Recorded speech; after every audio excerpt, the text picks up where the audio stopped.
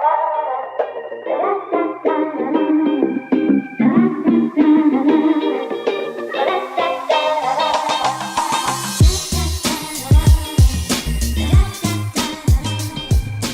everybody, and welcome back to the first episode of season 2. Season 2. Let's fucking got it. Not so subtle. Not so subtle podcast. This is Not So Subtle. I am Jordan Miller, and I'm joined, as usual, by Coulter Potter. Hello, gentlemen.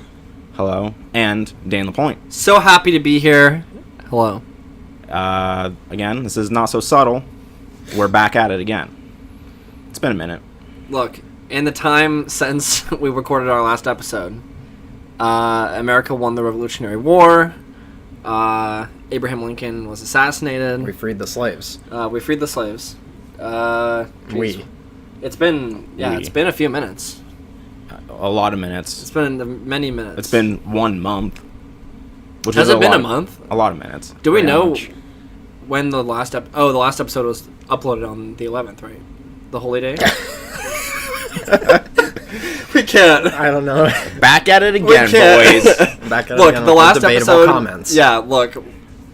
I think we saw the last episode was uploaded on September 11th. It's been pretty much a month. Almost exactly. Let me check the time. Yes. Let me check the time. Yeah, it's 9 p.m. Yeah, so how's everybody doing? Are we prepared for this? I mean, probably not, but... I mean, there's too much to talk about. There is I think a lot. Should we... it won't be any longer than normal because we can't physically do it that long because of constraints our technical stuff. If technical limitations were out of the way, this would be a 4-hour-long podcast. Yeah. This would be would be a supersized podcast. Yeah. In fact, we should probably bring up that we're not doing a certain integral part of the podcast this week. Yeah, so normally, if you've been following us, we watch a movie each week and talk about it on this podcast. Last month, we picked Predator. Due to scheduling, we haven't recorded, therefore we have not watched the movie. We're not going to watch it this week. We haven't watched it this week. Next week, though, we will watch it, correct? We'll be back to our regular... scheduled programming. Right, regularly scheduled programming. So, no movie this week, but that's okay because we have plenty of other things to talk about. We have plenty of movies to talk about. It's true. We have a lot of games to talk about. We have... I mean, I'm sure other things will probably come up naturally in conversation, but... As they do. We've had a month. We didn't watch Predator. Yeah. Actually, I'll be honest with you guys, in the last month, I've done nothing. So. Guys, there were no scheduling issues. I needed a break. I actually just sat there staring at a wall for 1 month in my time chamber. Mm-hmm. In your hyperbolic time chamber. Yeah. Just a computer. Yeah. I mean, it's not like we haven't seen each other in a month. We've been hanging out and, playing video games online. No, hanging out through the internet. No, if we have time to play video games, we have time to podcast, so therefore... That's right. I actually haven't played video games or seen anything since the last time we recorded, so I don't even know why. So that'll be the episode, guys. Tune in next week when we have stuff to talk about. That's it. Just kidding. I do want to say, kind of explaining why we hadn't been for so long. Just briefly, our managers are dumb, and they scheduled us on the day in which we normally would be recording. The holy day. And then we each have our own, things to do on each particular day. Yeah, outside of work and... Yeah, I mean, work is obviously a huge part. But, yeah. We just... our schedules didn't line up. Schedules did not line up. And life gets in the way, but we're back at it. Life finds a way. Life is out of the way now, so we're able to podcast now. Life found a way to get out of the way. That's the old saying. Right. That's what what's his name says. Who? Jeff Goldblum. That's what he says in his classic line in that movie. Yeah, the seminal line. So, do we want to just start off with it? With what? So happy you did that. Look. See, I was gonna do that joke, but that was an underhand throw. It's so easy. It was just floating through the air. I was like, come on, swing. Yeah, no, I swung for the fences on that one for sure. So let's just hop in with the movie that we've all seen. It came out. When did this movie come out? A couple weeks ago? 3 weeks ago? The weekend after we did our last podcast, or maybe the next one after that, but Okay. pretty soon after our last podcast. So the most recent movie adaptation of the Stephen King novel It came out. Right. And we all saw it. Of what? we saw it. We saw it was lit. Yeah, as I was hanging out with Dane. Jordan was not available, so don't be like, oh, okay, you're hanging out with Dane. Oh, you could have podcasted. No. Look, no, you were busy doing something. I don't care Or what I it was. think Alright. it might have been that I only had one spot. We went to a museum, and my brother couldn't go, so I invited a boy, and his name was Dane. And I was like, oh, I already know my review of it. If it's good, I know my review already that I'm going to tweet out. And then Dane was like, oh, it was lit. And then I you're was like, yep. damn. I was like, damn. You said it as if like that wouldn't be the first thing that came into anyone's mind, especially mine. I realized that as soon as I was done saying that. I was like, okay, I kind of made it obvious. Yeah. Just at least if you're in our friend group and you still use the term lit, which I feel like is kind of falling off at it this is, point. but I mean, it We- doesn't apply. We're to using us. it ironically to some degree. We keep Yeah. things alive far longer than they should be. Yeah. So. Right. No, yeah, but when you said that, I was like, okay, well, it was lit is the only logical. That's what I would say. Do we still say swag? I do. Literally today at work, my manager just walked up to me and he was like, oh, like they're all really cool, but he was like, oh, Dane, you ready for your 15? And I was like, oh, yeah. And, like, sure. And he's like, all right, yeah, have a good one. And all I said was swag, and then I walked away. I was literally just like swag, and then I just turned around and walked off. Like, yeah. Yeah, I feel definitely like use that's the swag a best. lot. Yeah, it's the best way to use it. Is just when it's like a throwaway line to someone. Yeah, or like with another manager, I was like having them do a price override, and then afterwards I was like, all right, swag, and then just walked. Like, I did, like Swag. sort of like saying thanks. Like, That was a thing that definitely started out as ironic, and we say it as in irony, and then it just becomes part of our vocabulary. no, I actually just say that like pretty frequently now. It's probably not like good. also but- say like did or like thank you. did.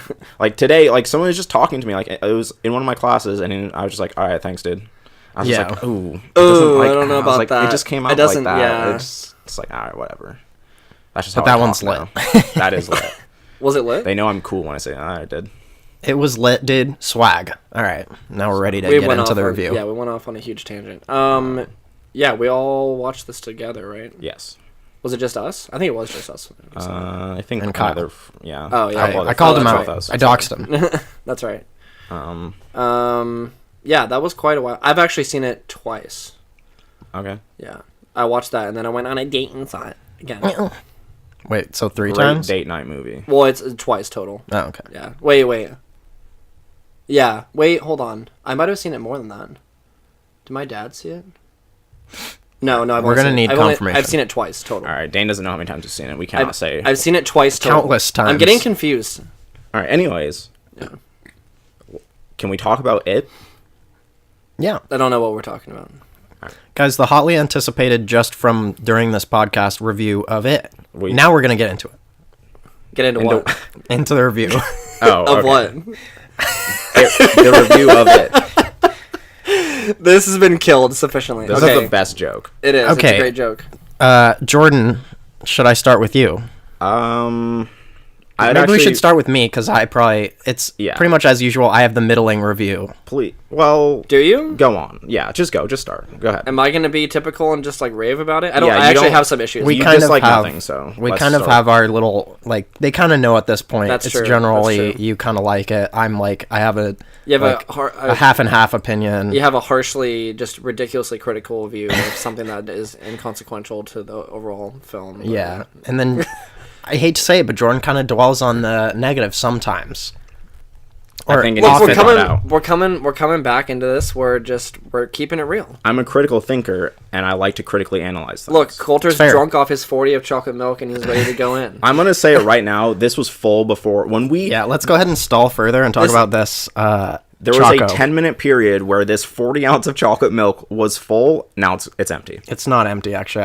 I think it's like right Look, here. you've been going in on that 40. It might as well. Has anyone ever seen a 40 of chocolate milk like this? Well, our audio. If listeners anyone- haven't. For our audio listeners, I currently have a 1-quart bottle of chocolate milk. Is that a 40? No, It's not. It's not. How many ounces is it? Does it say? It just says 0.946 liters. How much is it? How much is a quart? Don't do this to me. 25 ounces. I can't tell you. I have a here feeling- it is right here. It's 240 milliliters. That's not what we needed. No, that's if we were measuring like out of an Erlenmeyer flask. So what is the 40? Is it 40 40 ounces? fluid ounces. Yeah. Yeah. I don't think it has it here, but That's almost a liter it's of basically a chocolate 40. milk. It's a lot of chocolate milk. yeah. Anyways, Do any of you like chocolate milk this much? I like chocolate milk. I'll be honest, I probably wouldn't buy a quart of chocolate milk that I had never had before. I mean, I would drink that. It tastes like chocolate milk, so. No, I mean we've already done the test. There's different. There are grades. differences, Anyways, but honestly, it's not that different enough for If me you can to... remember this far back in time, how did you feel on it? I actually, after it came out, as I was looking up reviews, this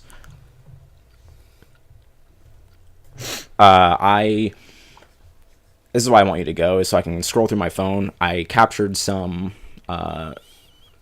critiques from people I was reading that I thought accurately captured what I had, so please continue with your thoughts on it.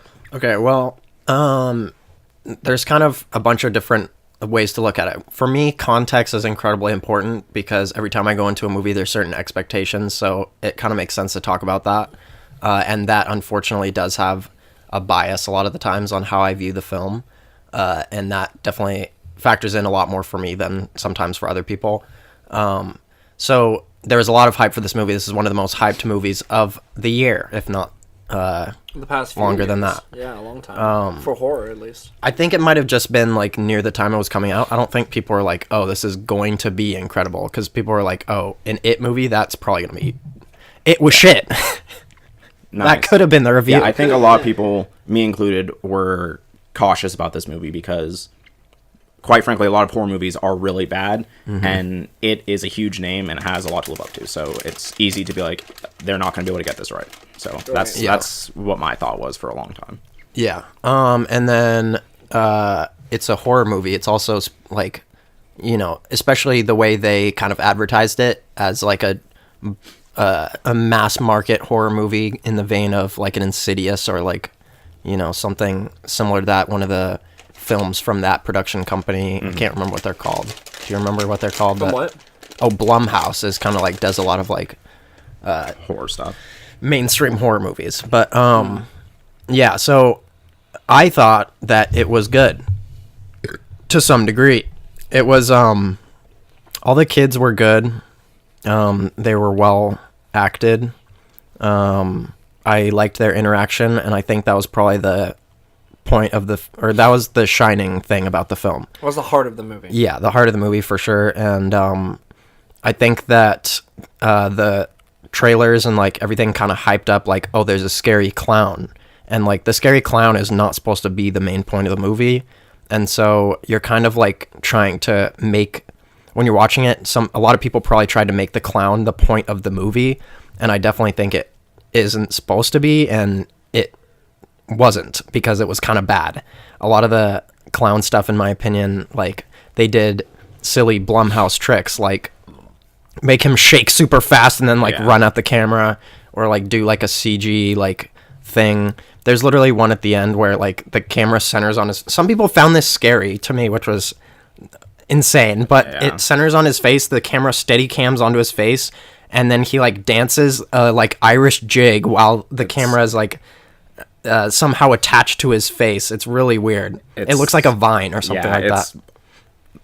Comical. Looks like a meme. The way. Which, if you're looking at this movie as a comedy with a clown, it hits the mark 100%. But that's not the like feeling that they're trying to get from you. Like that shouldn't be the feeling they're trying to get from you in this movie. And yeah. But yeah, I definitely felt the kind of the plight of the kids. I felt in some way like there was some tension as far as the kids like trying to overcome their fears and stuff like that. So yeah, that was kind of nice. And I just really liked the opening scene, because that's like kind of the essence of the whole movie, like bottled into one scene. Yeah. And it actually had the clown being creepy, and for the whole rest of the movie it wasn't that creepy to me. So yeah, I enjoyed it for specific elements, but as a whole movie, I probably wouldn't like want to watch it again. So yeah, that was my opinion Of it. of the movie. I I'll give my thoughts next. So, I read the novel as a young man when I was about 13. Yeah, when I was 13. I had my first love. I read this book, and it's generally pretty scary. You were a young boy. I was doing Baby, the Ludacris rap. Luda! Oh. When I was 13, I had my first love. There was nobody... I'm not... No, go I on. know the rest, but I won't go on. Okay. So I was hopeful for this movie because I like that book a lot. I think it's a pretty solid horror work of art, in a book form at least. Books can be, if you're able to like immerse yourself while reading a book, like get the lights down low and kind of be in that moment, it's super effective. And while watching this movie, I was prepared for that, and I felt that way during the first act of that. Not in the first act, the first scene of that film where he gets dragged into the sewer is like a perfect recreation of like the first like chapters of the book. And so that was really exciting. I was like, oh, this is like Spoiler. That's okay. It's 3 weeks past. Also, the book's been out for 20 years. Yeah. So like that was really cool. But like you said, like Pennywise the clown, just not scary at all in this. And I think one of the reasons for that is like when you're reading it, you get Stephen King's like vision of it, but you don't actually get to see it. So, and that's true for all horror movies, right? It's like when it actually like in Insidious, when you actually see the final monster at the end, it's not scary at all anymore. Like it loses the magic, and like they show their hand so early in it that like it's just not scary from then on. Like you see the clown so often that like I'm not scared whenever he appears. Like they do some cool things with like when they have like the balloons like blocking his face, or when you see the balloons, like that's good. Like it's not showing him, but you're getting that sense that he's there, and you're kind of getting scared. But then they just ruin that every single time when he just appears, and it's just in your face, and it's just he doesn't look good. He's CG a lot of the time, which is another big problem with that for me in that movie. Was like the effects in it are like detrimental to my experience in that movie. There's a lot of jump scares too. Yeah, and jump scares, but not good jump scares. Like you can get jump scares can get you. In this, they're super predictable. Like there's a scene where he's walking in. I can't remember who it is. It might be Richie or someone is walking into a room completely filled with clowns. Just like, of course it is. Like, or like, oh, what's behind this scary door?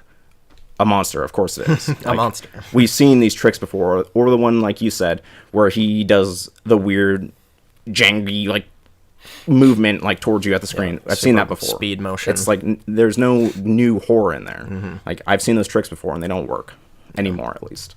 But yeah. So, like there was this quote is from one of the critics I was reading. I was like, okay, this is pretty much what I wanted. Like what I got. It says, nothing ever looks as scary on screen as it does in our minds than when we're sitting alone with a book. With it, seeing isn't the same as believing. It's like, it's true. Like, if you see it the entire time, like, it just doesn't do it for you anymore. And it's, like, I just couldn't, for a horror movie, it fails on so many levels. As a movie about the kids working together, that was really good, but that's not all of it. That's one part of it, and it fails as a horror movie, I think. Interesting. We've said our piece. Well, I'm gonna do what I typically do and say that I loved this movie. I think I mentioned I actually don't remember what episode this was, but I mentioned that I really enjoyed movies like, I like Stranger Things, I like The Goonies, Stand By Me, The Goonies, Stranger Things, anything where, like, it's, like, kids or youth against the world, or they're like, the adults aren't going to take care of this, we have to take matters into our own hands, and then they're like, they have adventures, and, like, the banter between the kids and all those kind of movies and, like, series are so great. Like, I think they nailed that perfectly in here. I was, like, totally okay with it focusing. I was actually surprised, but okay with it focusing more on the kids than even on like. It focused a lot on just the relationships between the kids and like general like kid stuff than it did on it, or even like the overall plot of like him coming back. What is it? Every 13 years and like doing all that kind of stuff. Like they 27. 20. Yeah, that's what it was. 27 years. So they like touch on that through like everything that happens in the movie is an extension or is in some way related back to the kids, which I really enjoy because it's not just fluff. It's not just like, well, we have to show the kids and build character relationships. It's like it's literally just about the kids and everything and how it impacts them. So I thought, like, you were saying that it's not as scary once you see it or once you see Pennywise multiple times. I think at a certain point it was billed as a horror movie, or it was like advertised as a horror movie, but I wouldn't actually call this a horror movie. I think it's like, as the movie goes on, the more you see it, the less like you get less scared of it as the kids do, because like by the time they go into the house and actually like confront it, they're like fighting it, and like Beverly stabs it with like a fire poker and does all kinds of crazy stuff. Like at that point they're even talking about how they're not scared of it anymore and how they can't like let it control them and like manipulate them against each other and stuff. So I feel like at that point, like, you're not really supposed to be scared of it anymore. You're supposed to be like kind of with the kids at that point, like overcoming their fear. And even the whole movie is about them overcoming their fear, because the last act, before, like, pretty much right before the final sequence of the movie, is pretty much every person in the movie like overcoming their fear in some way. Like I forget his name, but the Jewish kid like does his bar mitzvah and like succeeds and everything. What's his name? You're gonna have to refer to a stereotype. The kid. You're gonna be forced to. Yeah, I mean, I forget their names, but the kid that like whose mom is really overbearing and keeps him in the house. Yeah, Eddie. He like stands up to his mom and like, you know, overcomes that whole thing. Even like the bully kills his dad with that part was really cool, where he comes in with a knife and then his dad's sleeping, and on the TV it's like, kill him, like, do it, go ahead and do it. And then Pennywise just shows up like in the TV and he's like saying a bunch of stuff. Like that scene was cool. But yeah, all those sequences at the end are all them like finally overcoming their fear in some way, and then in turn they like have the strength or whatever to beat Pennywise. So like as the movie went on, it became less about like, you know, relying on Pennywise for a scare. It was more about like exploring why they were scared and like overcoming that. I agree with that, but also it's hard for me to care that much about those kids when I don't feel like I don't get any sense of threat from the situation that they're in anymore, because like I can't place myself in their shoes anymore, because I don't care. It's not like scary. Like there's a scene towards the end when they go into the sewers and they're getting ready to fight Pennywise or go to him, and not Eddie, but the guy who had the bar mitzvah.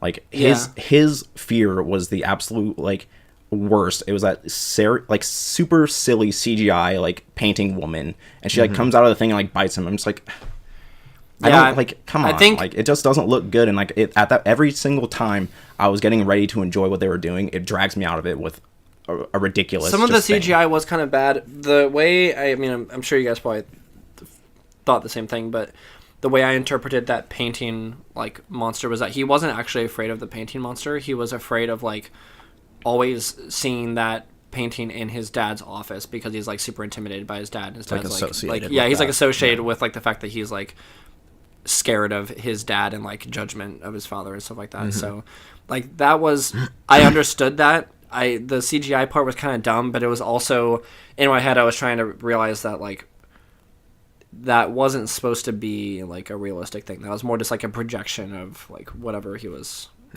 Yeah, so that wasn't that they were. I don't know how they would have done that with practical effects. They probably could have with like weird makeup or something. Like yeah, even a leper, like the leper dude is CGI. Use makeup for that. It's so like it's not easy. I'm not an expert in makeup. Yeah, but I've seen plenty of movies do practical makeup effects. Like it's just it's no. I mean that kind of stuff. That kind of stuff was lazy, and that kind of upset me. But overall, like. There was just like the feel of the movie was so cool. Like the sound effects that they played whenever they showed Pennywise, and like even his things that he did where he like moved his eyes in different directions, and like when he comes out of the fridge and his body like untangles and he's like drooling all over Eddie, and like all that kind of stuff was like I thought really cool, and I thought the cinematography was awesome. Like the movie itself was I actually might be wrong about this, but one of the guys who did the cinematography on True Detective, which is like some of the best cinematography I've ever seen, was, I think he wrote the script for this movie, and I think he assisted with shooting. He wasn't the director of photography, but I think he like assisted on it or something.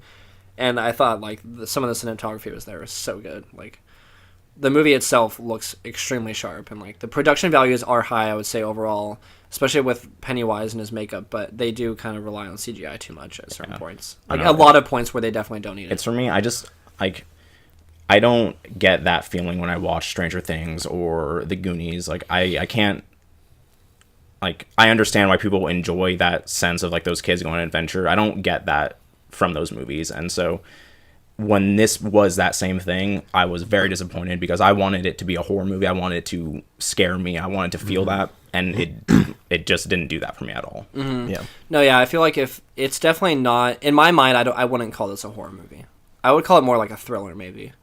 I'd call it a family fun adventure about kids. Yeah, I don't know. For whatever reason, like there's just a cool like. It just feels like. And I guess this is probably like not. This is probably the exact opposite of what you're saying, but I feel like when it's kids put in these situations, especially against like a demonic shape-shifting like clown or monster that appears as a clown, like the encounters and like the conflict against it feels so much more like not epic. Epic is overused, but it feels like more. There's more weight to it. I feel like especially in Stranger Things when they're going against like the government essentially, like it's something about it just feels more like it feels like the stakes are higher like when all that stuff is happening. So even though like at times like you don't really feel like legitimate fear or danger for the kids, I feel like they could have done better on that part. But I still feel like the overall story feels more impactful when it's kids rather than like they would not be. I'm curious to see how they handle the adult portion of this because I have a feeling that could get darker just because of the fact that it's adults and like they'll be fighting back, and there's like a whole thing where they're doing something where one of them is like a police detective or something, but I feel like it won't be as like harrowing against. I don't know. I feel like for me, like knowing what I know about the book, that seeing it with just the kids takes away what makes like, because when you read the book, it shifts perspectives from when they're young and when they're old, like very soon on in the book, and I think that's a way more interesting dynamic when you're trying to like, because the way the book is set up too, like a lot of that stuff is running in parallel. So it's like like they're doing one thing like in the sewers when they're adults, but also in that point in the book it flashes back and it's when they're kids, and so I think when that's happening, there's way more like they're in a much more dire situation, and I think that creates a sense of like threat for me at least, and I think that would have helped in the movie, but because it's just based on their time when they're kids, like it's hard for me to like.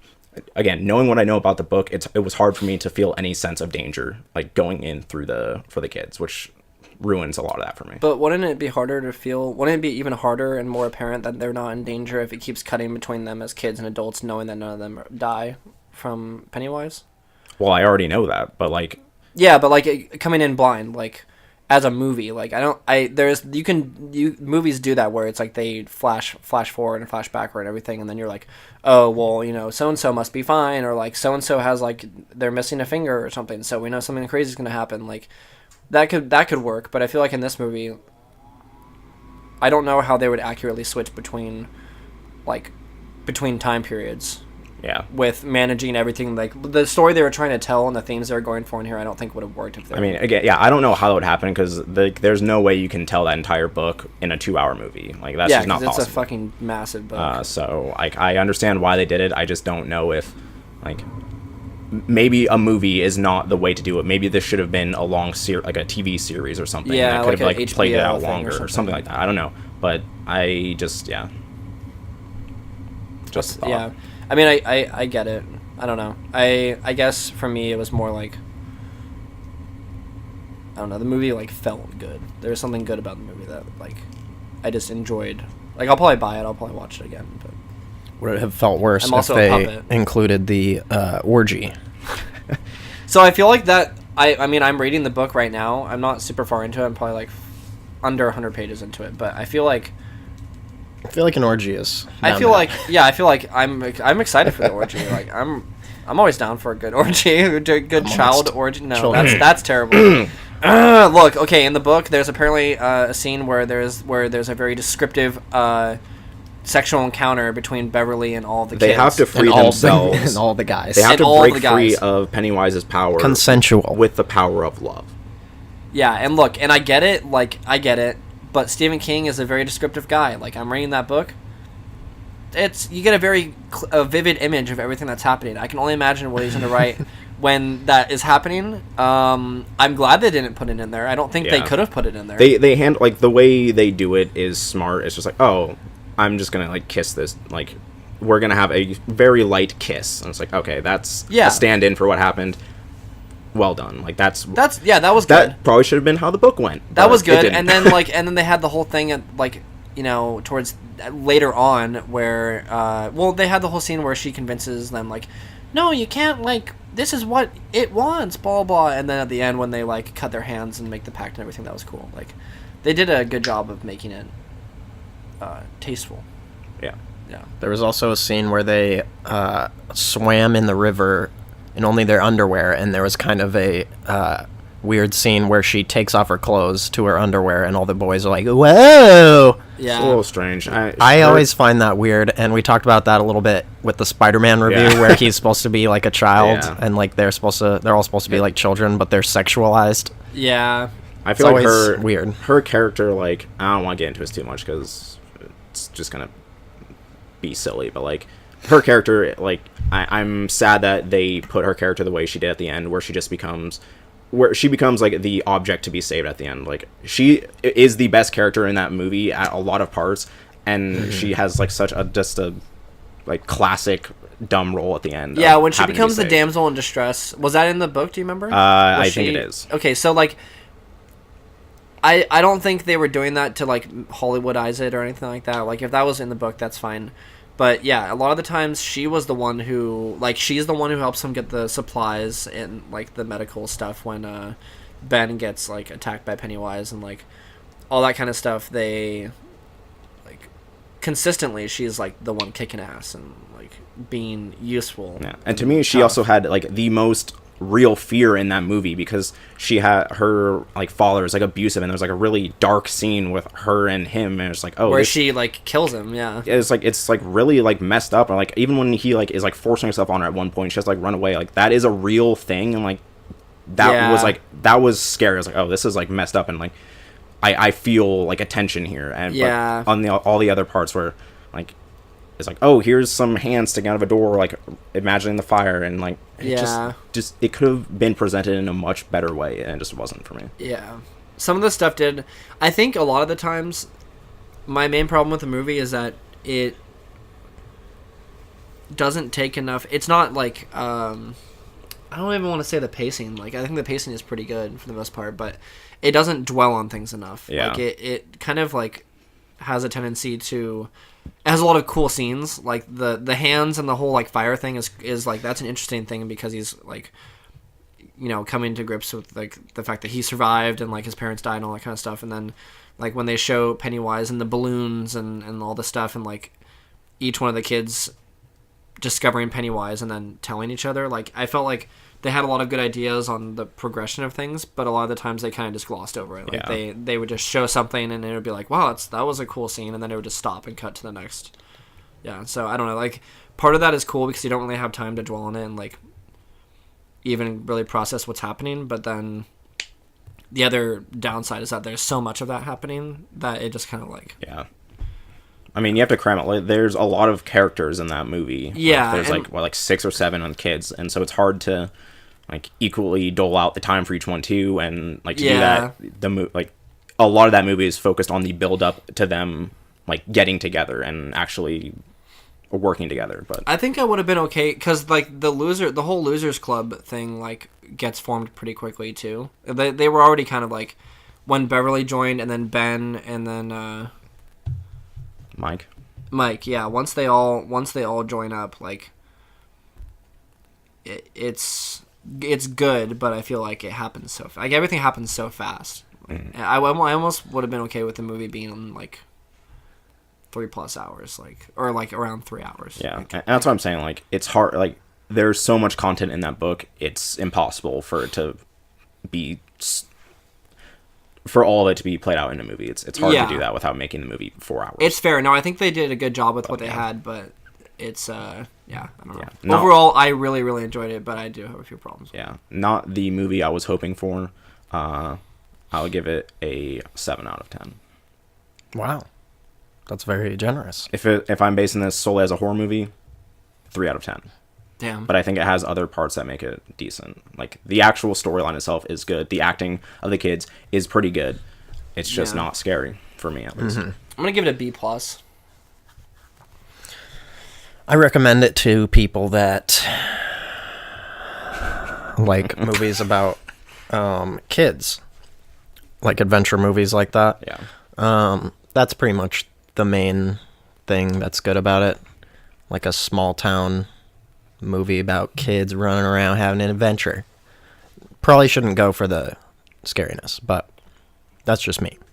I also am curious what you guys think about this. It's pretty much, as of right now, I think it's the highest grossing R-rated movie of all time.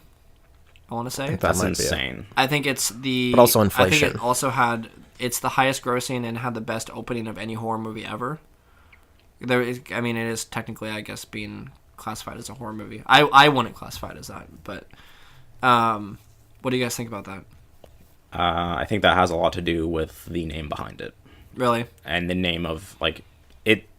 Everyone knows it. Everyone knows that clown. Yeah. That, like, even if you've never read the book, you've heard it. Like, that. Right. It's so prevalent in our, like, culture. Like, that's a really popular thing. And I feel like people are like, oh, okay. Also, everyone loves to see a good horror movie. And I feel like this one got a lot of hype around it, so... It had a lot of hype, and I know a lot of people were saying that, like, just from the trailers, that there was a lot of positive buzz going into this. Like, after the, like, press screenings and, like, the pre-screenings, like, people were still pretty hyped on it. And then the Rotten Tomatoes and user score and IMDb score are all pretty high. They're all actually really high. So I feel like there's a lot of... I don't think it's just... I mean, I think the name is a big part of it, because... good or bad, I'm sure that a lot of people are just going to go see it because either they like grew up with it and they saw like the miniseries with Tim Curry and like all that kind of stuff, and they're like, oh yeah, I'll see the new one. Like my dad, or like older people of like an older generation will be like, oh yeah, I remember watching that on TV. I'll see the new one. That's cool. Stephen King's good. And then like us, maybe we didn't read the book, or maybe we had heard of the book, we hadn't seen the TV series, we like a horror movie. I think it would have been popular either way, but I think it has something to do with the quality, because I feel like it's not just... I feel like it doesn't feel like it's been shoveled out as like, you know, what the fuck is that movie? Happy Death Day? Like, oh, yeah. It doesn't feel like one of those horror movies where it's just churned out of a mill. Like, it feels like it has a little more care to it. A little more heart. So I feel like maybe people are rewarding it because of that. Or they're being rewarded because of their care that went into it. Yeah. I also think that there's randomly just like movies that pop off super hard, and then like the more people see it, if it's good and like a fun watch, the more people will just like keep seeing it. Yeah. And it's still sometimes you been... just can't predict which movies are going to pop off. Yeah, it's still been doing really well. Like the second or third weekend, it was still like actually breaking records for this time of year, for horror and for R-rated movies. Yeah. Because I think Deadpool was like the last big R-rated movie to like kick ass at the box office. Yeah, I will say I'm glad that it's doing well as an R-rated movie, because I like R-rated movies. Yeah, and I feel like this is... I don't know about you guys. I thought this was like a pretty heavy R, like for the fact that it had kids as the stars, and like there's a lot of elements of this that are... Obviously, it's not like a Evil Dead R or anything like that, but... I feel like, considering the fact that it's mainly based around kids and like a well-known source material, they went pretty hard on the gore. Yeah. I mean, I'll call you out on that. Why? What do you mean? Like, what was like hard? I honestly don't feel like it's like, it's not...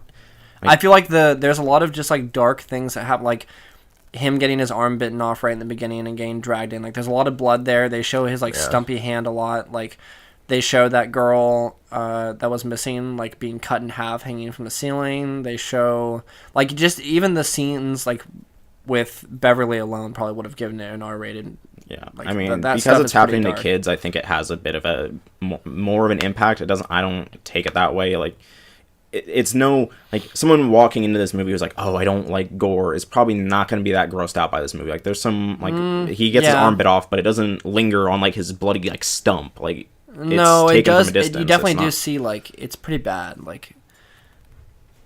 Yeah, I don't know. I and like the whole theme of the movie is pretty dark. Like Pennywise says some pretty dark things about like taking him and eating children and like. Yeah, I mean like, that's dark if you're looking for a PG rating, but it's not dark for a PG-13. And again, I think that comes back to me is like I've heard that stuff before. I've seen that stuff before. Yeah, and it doesn't. It's like, not. I've been desensitized. Yeah, we've all been desensitized to that kind of stuff. But like, I don't know. I just feel like. A lot of people like when this is like a weird comparison, but when Kick-Ass came out, a lot of people were up in arms over the fact that Hit Girl was calling guys like cunts and like like chopping off their legs with like swords and shit. I think I get that. There's probably an argument to be made. A lot of the kids in this movie are swearing and saying some ridiculous things in there. Yeah, I get it, but also lots of kids don't necessarily talk like those kids quite as sweary as they speak. But you know, whatever. Yeah. Everyone was a kid once. Everyone said fuck when they were like 13. Like, it happens. Like, it's not that big of a deal. Yeah. Also, but again, there's a lot of child killing in that movie, which is a serious thing. And so. like the whole thing where angle. he's on the TV and Pennywise is on the TV and he's telling him to kill his dad and he sticks the switchblade in his neck and like there's blood. Like there's just a lot of really dark things in that, and it's not necessarily like it doesn't have to be gory. I don't think there's a lot of themes in there that are really terrible, like that are really dark. But yeah, I don't know. I just think it's interesting that something like this has broken all these records. Yeah, I think it's definitely cool that they did the R, and it's deserving of the R rating. But I think they didn't have to cut it down too much to make it PG-13, and I'm glad they did. Yeah. No, I think I'm just glad that they like made a note, like they didn't make any compromises and just like did it. It didn't feel like they were trying to make it too gory or too ridiculous, but they like were able to do what they wanted with the themes and like the dialogue, the gore that they had in there, without it feeling like they were trying to go for like an Evil Dead like gore fest or something like that. Because I don't think that the movie would have really succeeded. No, and that's not what that book is about either. Like it's not like Stephen King goes into some graphic detail, but it's not meant for like I don't want the next part of it to be a Saw remake. Like, it's definitely not like it's fine the way it is. So I'm glad they did what they did. Yeah. Overall, I was a fan. I think a lot of people obviously will like what this movie does. I'm not a huge fan of the direction, but so be it. It's fair. Cool. Shall we move on? Coulter, you saw some movies that Jordan and I didn't. And Jordan and I saw some movies that you didn't. Savage. So, okay, I guess I'll just knock out really quick. Kingsman. I saw the Kingsman, The Golden Circle. Can I just second say Kingsman movie. Before you say anything, I feel weird that I haven't seen this movie. Yeah, I feel like you loved Kingsman 1. I think Kingsman 1 is one of the biggest surprises of like probably like my life for right, honestly, like for a movie, like the reason I say that, I don't mean like it changed my life or anything, in terms but of I mean movies. but I mean in terms of movies, like I will be the first to say I think I like might have been watching the trailer with you guys or like with Colby or someone or one of our friends, but like when I saw the trailer for that movie on TV, I think I literally said that looks like one of the worst movies I've ever seen. To be fair, the marketing for the original Kingsman was awful. It was horrible, yeah. And so when I saw that, I was like, God, this looks so fucking bad. Like, it looks like one of those... It looked to me like... to me, it looked like a young adult, like James Bond. Hunger Games. Like a Hunger Games book about like young James Bond. I was like, this looks just silly. Yeah, and when I saw that, I was like, this is like a Maximum Ride. This is like a James Patterson young adult, like... James Bond, like spy thriller. It kind of like, and the quality of it reminded me of because the marketing is actually horrible, and I remember people talking about this when the movie released, but and same for Edge of Tomorrow. Mhm. Yeah, I remember saying like it looked like Olympus Has Fallen or like White House Down or one of those like really bad action movies that like has like the worst directed action you've ever seen. Like the villain is terrible and all that kind of stuff. So when I saw that, I'm like, okay, these are a lot of big names, but they were probably just paid a shit ton of money by a really crappy studio to make like a dumb young adult movie or something. And then when I watched that movie, it was pretty good. That church scene, one of the craziest action scenes like, of our generation, probably. Yeah, and the whole movie is actually really good. So, I don't know. It's weird that I haven't seen this because I was actually really excited for it. But then the reviews came out and I got sad. Yeah, I think that there's this thing happening with movies where people are actually looking at the reviews and they're not like... I feel bad that Rotten Tomatoes is prevalent, and people, I think, are getting wise to the fact that you shouldn't watch trailers, and like word of mouth is definitely like way more indicative of what the movie is going to be, and like people are actually choosing not to go to movies if it isn't going to be lit. Like people don't want to spend that money. It's too much money nowadays to go to the movies, so they want to make sure it's good. It's a lot of money for a movie ticket. And especially if it's one you don't like. Like I like that because like for it, I didn't look up anything about it before going in. I obviously I knew what it was about, but I didn't want to look any reviews. I heard it had good buzz. But if I had looked at the reviews and seen, like, if it says it has, like, a 95% or whatever on Rotten Tomatoes, but if I'd actually read what the reviews said, I would have been like, oh, this is not, like, this might be this type of movie, but it's not the horror movie that I want to see. Yeah. And I would have known that going in and had my expectations tempered a little bit going into it. And maybe I wouldn't have been as disappointed coming out of the movie, but... again. Yeah. In a perfect world, we literally go to every movie and don't like know anything about it beforehand. But that's not the way we live, nor probably should we. If you're a true artist, that's what you do. But artiste. None of us are. So yeah, I saw this movie. I saw it for free. I wasn't even really planning on going to it either. I was like, I would like to see the movie. I liked the first one a fair amount, but Chris was just like, it was literally like spur of the moment, like, oh, we're both not doing anything. Let's just go right now. Because Chris works at the movie theater. My brother.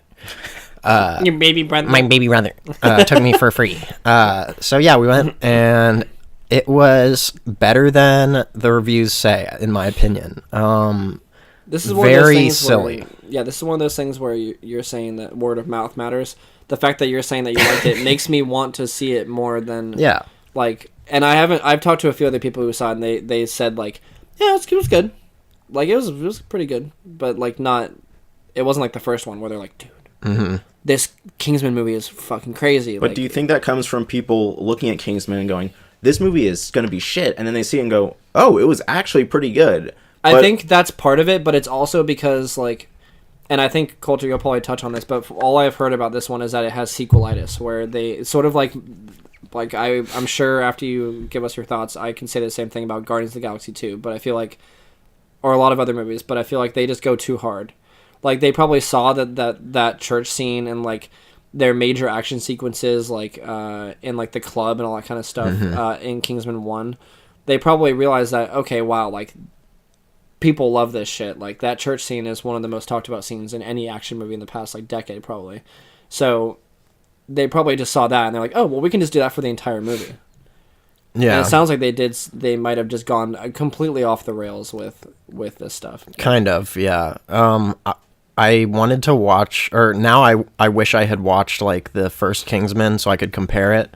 But to me, there is, like, a lot more CGI and wacky-ass shit in this movie.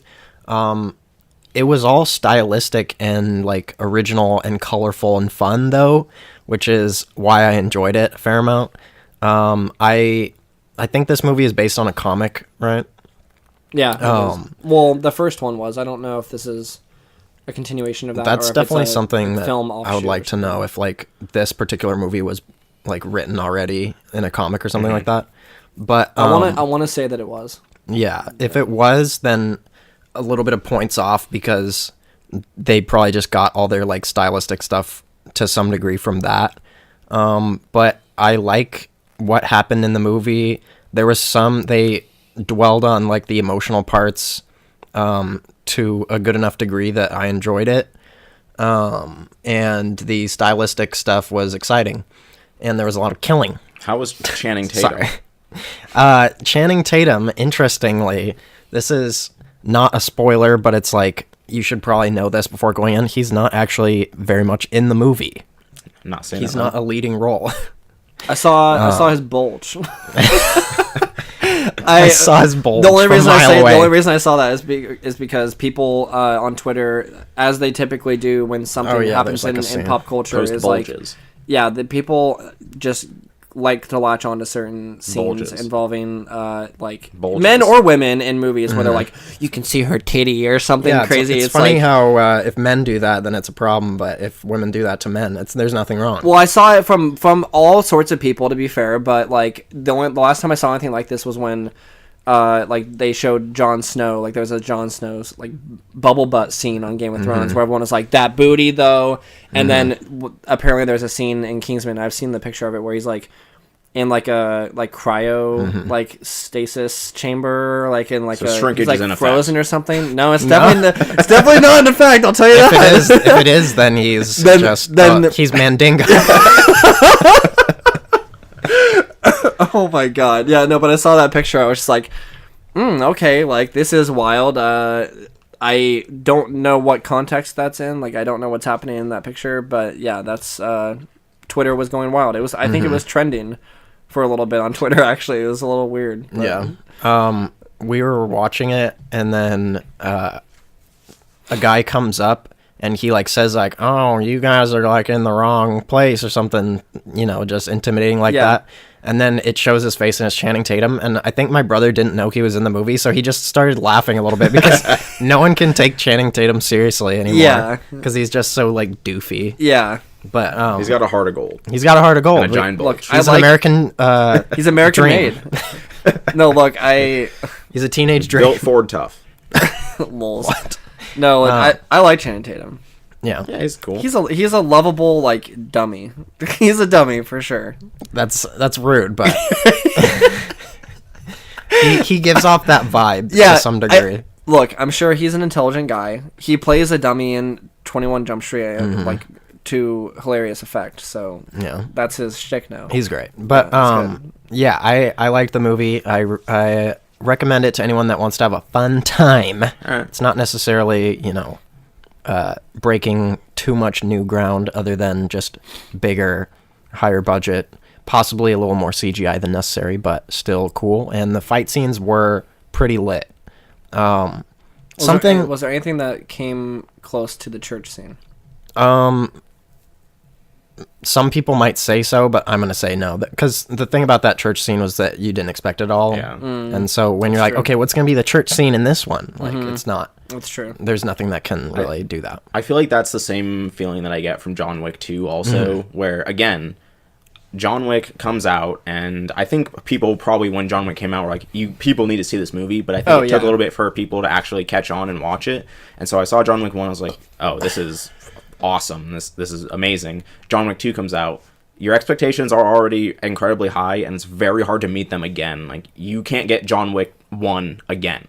That's ever, right. Yeah. Unless the next one is just so fantastically ridiculous and amazing. Yeah, and original. But that's not how sequels work. So. Yeah. Yeah, that's pretty much it, I guess, on that. Yeah. So, this was Matthew Vaughn again, right? I actually don't know for sure, but okay, probably. If it was, where would you, like, did you like Kick-Ass? I feel like you liked Kick-Ass, right? Like, how would you place it when, like, X-Men First Class, First Kingsman? I really liked the first Kick-Ass. That's probably my favorite. Yeah. Do you guys also based on a comic book. Do you guys ever get confused with Vince Vaughn and Absolutely Matthew not. Vaughn? Definitely Vince Vaughn. Never in your life? Vince Vaughn is so not once ever. You don't ever think like, whoa, Vince Vaughn directed Kingsman? Like, absolutely that's crazy. That happens to me all the time. Never. No. He crashed many weddings, but he never directed a film. Look, he worked at Google. He's crashed weddings. He worked at Google. He's certainly never directed a film. You're the first person to mention that movie in a long time. I've never seen that movie. That movie what was is it? dead. The internships? Yeah. Sheps? The The internships. internship. The interns. The internship. Is that what we're calling sheep? Like when The they interview? say you're a sheep, you're like, you're a fucking You're a shep. shep. You're just a fucking shep. You're a shap. Yeah. Last thought on that movie. Matthew Vaughn has this thing where... You mean Vince Vaughn? No. You made me like question it for a second. I was like, Do I? he has this thing in like Kick-Ass and like Kingsman and stuff where he'll play kills for like, yes, yeah, I fucking killed that guy, when it was like, oh my god, that was pretty like gruesome. And like you played that as like a comic book stylized like thing where you were supposed to take supreme joy in the fact that that guy got horribly like murdered. And that's a little weird to me. Like, what? Let's not bring up the Nazi torturing. There's a thing, connection but- here that Look, I could make. I'm not going to do it. What are you talking about? Like from Kick-Ass 1? Like well, any of the Hit Girl stuff? Kind of, yeah. I mean, I don't have a problem with her killing people, like in crazy ways, like that. That is interesting in itself. But like, if you have a character that is killing a person and not showing them respect, like, that's a weird way to put it. But like, I get what you're saying. just literally treating them as an animal, just putting them down in a way that's horrifying. It's a kill just for a kill's. Yeah, just, like, and it's effect. like a glory kill. Yeah, it's the same reason why I don't like Hostel. I don't like the later Saw movies, is because the murders and the kills in there are not like thoughtful. There's nothing. There's the only reason they're there is to get your rock your socks with a bloody kill, which is like, if you like that, Just that's to rock fine, your but, socks. Like, No one has said that about like Saw. a kill just for a kill is just like nothing. Like it makes it way more impactful and way more interesting if there's an actual thought behind what's happening there. Like, Yeah. you just like They show them respect, as I sure, said. like, If they say, "Hey, They don't I even respect have- you," and then respect you. like they don't even have to show them respect. Like in John Wick, like he murders a lot of people. Yeah. Not once in John Wick do they like show John Wick like shoot some guy in the head and have his head just blow up in front of your face and he just sits there and like laughs or something. Like, it's just like he kills them and moves on. he Like, kills them efficiently. He kills them quick. He kills them cleanly, clean and he gets yeah. out of there and he doesn't just like desecrate them. And so many afterwards. people are dying also in John Wick that there's no time to be like, well, John, you just, oh, okay, you're killing That me. was a man. That They're was not, a human. They're not glorifying those kills in there. He's doing a job and Yeah. he's getting it done and That's true. it's effective. Yeah, It's and true. he begrudgingly does it in John Wick Yeah. too. He begrudgingly does it, so he gets no tip. They killed his daughter, right? That was John Wick too. There is kind of in John Wick a similar type of thing, just because he's killing so many people and it's played as like, how many kills can we rack up in this amount of time? So that's kind of like that. But you're right that it's not played for like glory or something But like that's also more of just like, it's like a ballet at that point. Yeah. Like it's hard. That sounds really dumb, but it's like that. How many faces can you shoot? The choreography and like the way they orchestrate all those fights is just like, okay, like this is some of the most amazing stunt work ever put to film. Like let's just revel at how crazy this is. Yeah. Yeah, but I get what you mean. Anyways, So as long as they say I respect you, and then shoot as long somebody as in they the say head, you loyal, you're loyal. I respect that. that was pretty lit. Okay. Actually, So this comes from I think some of my anger that I take with that comes from games like Call of Duty and Halo, where if someone kills me and then proceeds to teabag me after they've killed me, it pisses me off really bad. It's like, listen, you got the better of me. You don't need to make a show of it. You don't need to embarrass That's me. the intention. You're just playing into their hand. It's disrespectful. It is Just don't disrespectful. disrespect That's why people. they do it. Don't lie. You've done that to people before. I've never teabagged anyone. you've in my never life. That's not teabagged true. anyone in a That's video not game. true. I don't know if you can back Jordan, that up. I've Jordan. never. Don't lie. Look, you, Listen, you did it. You did it in Halo 3. I guarantee it. Okay. Probably only because of the amazing teabag physics. I was a young child back then with no respect for anyone. I grew up, I was like, that's just fucking rude, man. Don't do that kind of shit. Yeah. You don't need to disrespect me. Look, Play fair. Play respectful. I won't lie to you. I teabagged in Halo and Halo only. Not all the time. When I killed someone who was being rude or disrespectful to me. Yeah. Because the teabag physics in Halo are fantastic. They're really fucking When good. you teabag someone, their head You is see like their bouncing on the floor. like their body moves and their body's like convulsing Yeah. while you're just like teabagging them, and it's satisfying. So, anyways, right? anytime a movie disrespects a death, I just relate it to teabagging, and it makes me upset. So, it is All what right. it is. Okay, so How much teabagging is in Wind River? not a lot. Okay, so this is a completely different type of movie. This is a dead serious movie, Wind River. It is from the same writer as Sicario and Hell or High Water. Do you know his name? No, I don't. He used to be a actor like in the olden days.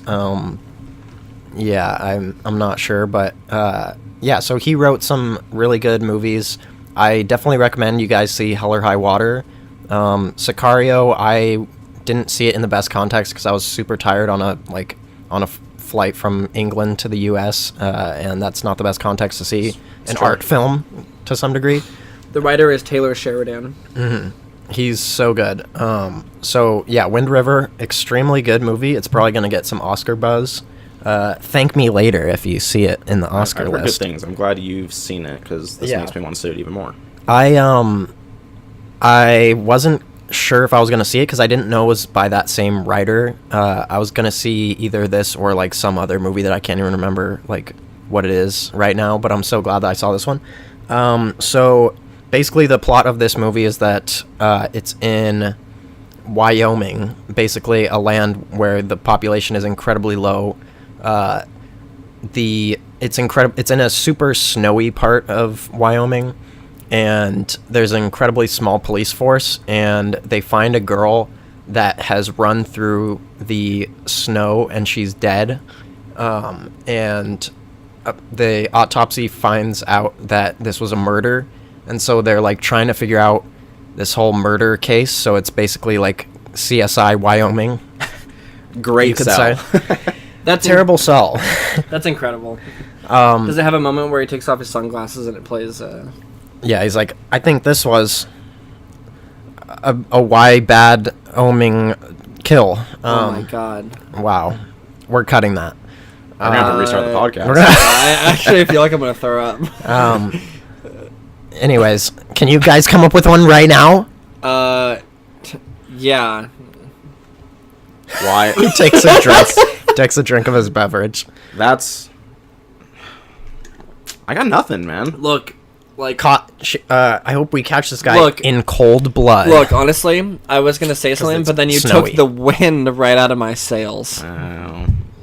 That's not what he would say, so it doesn't count. No, but I was saying that about like your joke. Yeah. He would say, the population in Wyoming down It's to too damn 1 digits.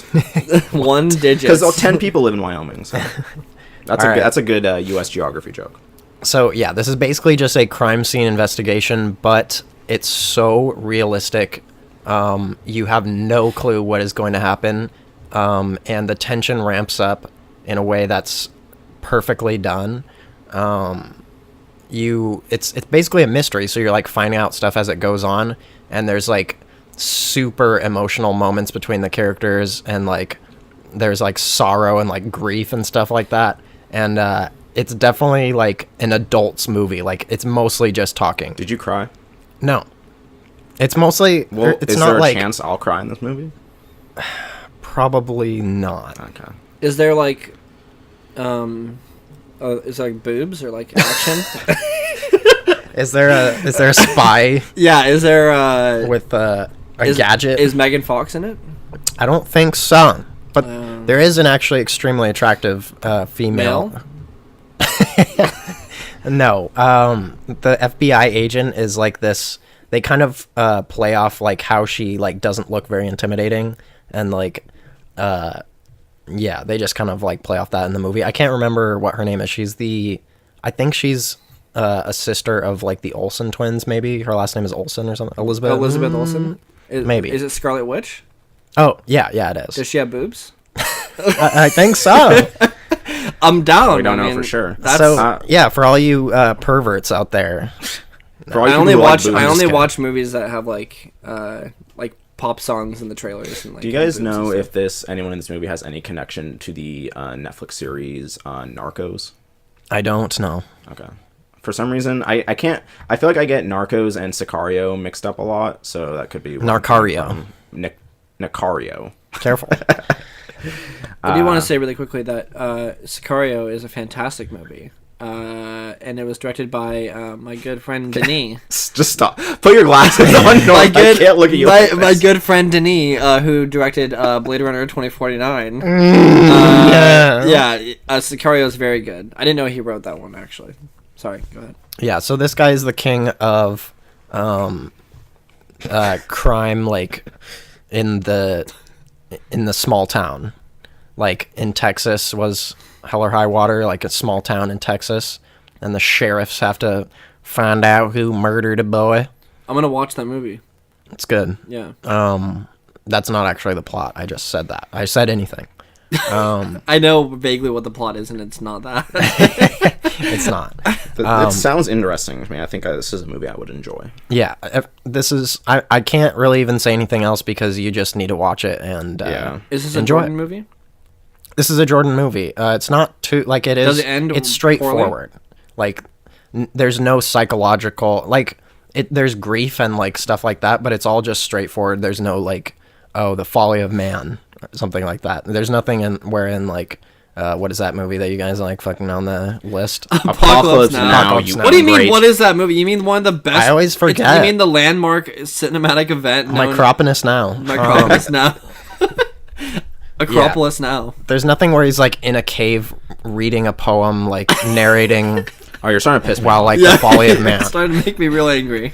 Does that happen? Yes or no? No. What? Like he's in the group of at the very Just end. stop, He's just stop. We don't he's need to get in into with it. like those guys, and there's like artistic shots, and then he's like, isn't he narrating like He's reading from his something. book or He's something? reading a scripture of some sort, I'm sure. Yeah, so it's basically what I said. Basically the folly of man. Yeah, It's basically so Seward's Folly. There's nothing like that. It's a straightforward Seward's movie. Folly. So yeah, Thank you. That's why I also like this movie is because there's nothing where it's like left open to interpretation or like anything like that. It's fair. But it's still artistic and dope. So yeah, watch that movie. Let's move on. I do actually, I need to see that. I'm going to watch Hell or High Water as well. Jordan, have you seen Sicario? I have not seen Sicario. I think you'd like that movie.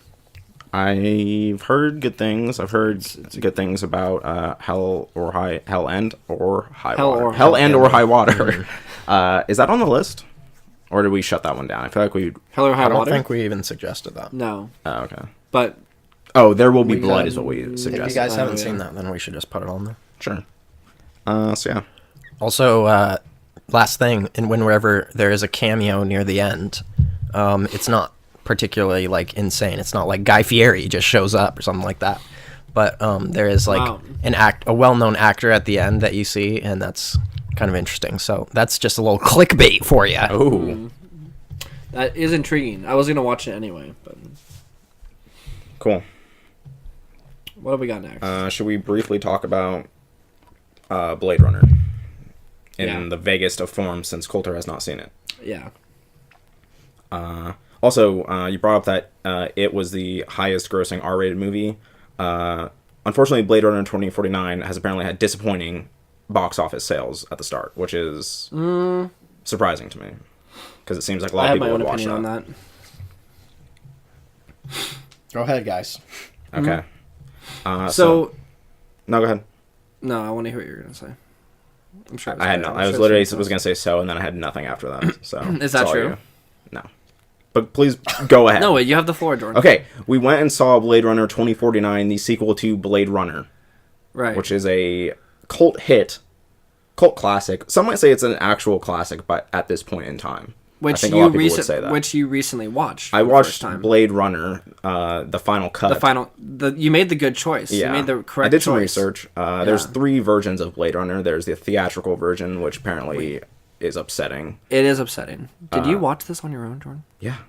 You of your own volition? You're Yes. like, no, that's rare. I was It's about to ask incredibly that, but rare. then I didn't want to have it where like there was a situation where you guys both watched that and I wasn't there, and then you'd have to be like, oh, No, we watched it without you. the thing that happened is that I was talking to some people, some friends of ours, and they were mentioning Blade Runner Talking to some 2049, and the thought crossed my head. I was like, I haven't seen this movie. Mm-hmm.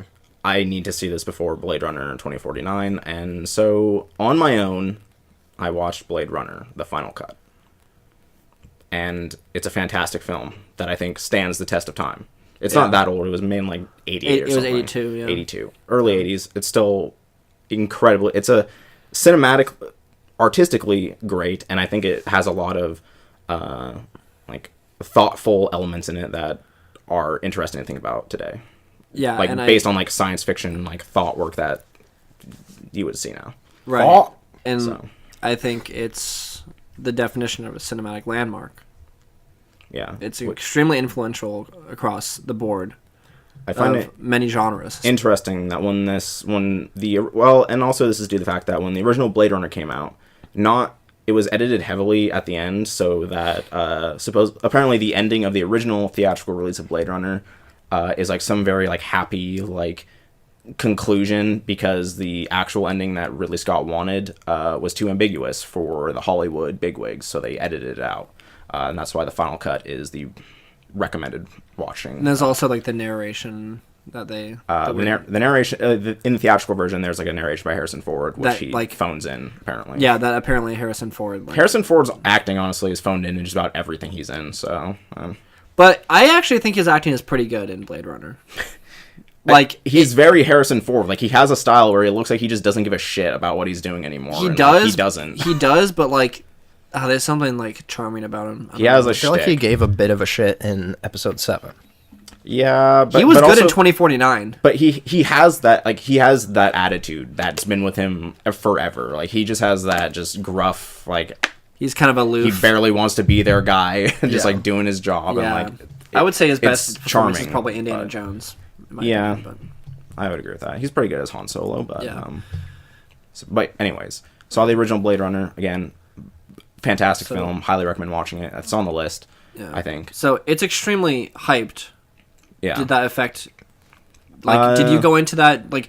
Talking about the old one or the new one? Well, both, but the old one right now. Like, did you go into the old one? Like, you can be honest. Did you go in expecting it to like be like an Alien or like an older movie where you're like, "Fuck, this is like so bad and like, boring." A little and, bit. I didn't know.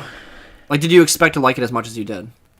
Kind of, because I knew going in that it brings up a lot of things that like I really enjoy, like a lot of like thought-provoking things, and a lot of stuff's actually very similar. Like the themes and just some of the questions that are asked in the film are very similar to the game Nier Automata, which is like an excellent. I think Everyone can relate to. No, but if you like Blade Runner, it has a similar like question about the world and about what makes a human, what makes someone who isn't a human like more human. How does that Yeah, happen? like what does it mean to live? It's and, like, very like the themes are very similar, and I think those are like an excellent comparison piece out there somewhere. Someone is doing that, I'm sure. But anyways, yeah, I knew it was hyped up a lot. Again, it has the classic attached to it, but it's really a very interesting film. I think some of it doesn't quite hold up. There's like some awkward situations in there. There's a rape scene. There's a very rapey scene in there. Rapey, yeah. I don't want to say it's a rape scene. Even back then, We can say rape. not quite sure how that was played off in any like acceptable way, because it's a little uncomfortable to watch now. It's a lot uncomfortable to watch now. I imagine it was it should have been the same back then. Anyways, but regardless of that, it's a really fascinating look at cyberpunk, and like noir, like a really dirty, grimy detective story. And so I enjoyed it a lot. The original Blade Runner. I'm glad to hear that. And so that did set my expectations for Blade Runner 2049 to be somewhat high. I had heard it was good from a lot of people, so, but yeah. And I thoroughly enjoyed Blade Runner 2049. As I look back on it now, there are some parts that I don't think are... I think stylistically that movie is an incredible piece of art. Like it has some of the like most incredible visuals I've seen in a movie in probably like the last 10 years. Like it's amazing. I would say maybe like ever. It is an incredible looking film. Like the score that plays along with it is incredibly effective. And I think for a lot of people that's going to carry them through the movie. And that carried me through the movie, is just seeing like, wow, this is like incredible looking. The things on screen that are happening look incredible. But I don't think it has the same magic and kind of mystique of the world that the original Blade Runner has. And like a lot of Blade Runner is asking like these questions of like I said, what makes a human? Like, why are these replicants like being like slave labor? Like, like there's interesting things in there with like what makes them. And how they're treated in the world. Like, there's some really like interesting things where, like in Blade Runner 2049, the Detective K is like walking through like his office and wait. Shh, don't say anything. Okay. I don't think this is a spoiler at all. It literally happens in the first second of the movie, and it is not nearly as impactful as I think you're thinking it is. But okay, fine. I won't say anything then. I think I know what you're about to say. Yeah.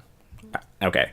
Anyways, the movie asks questions about humanity, but doesn't dwell on them at all, and doesn't ask enough of these questions to make it interesting. It's also a very long movie. It's almost 3 hours, if not 3 hours long. It's 2 hours and 40 like something minutes. There's 2 hours and 50 minutes. sections in there that I think are absolutely needless, and like, especially towards the end, there's one particular sequence that is so needless that the only reason I can think that it's in there is to set up the possibility for a sequel or some sort of spin-off story. I disagree with that, but I do think it's needless for a different reason. We talked about this earlier. It is. Its only bearing serves to either set up a possibility for a sequel or to try to get the main character to further the story.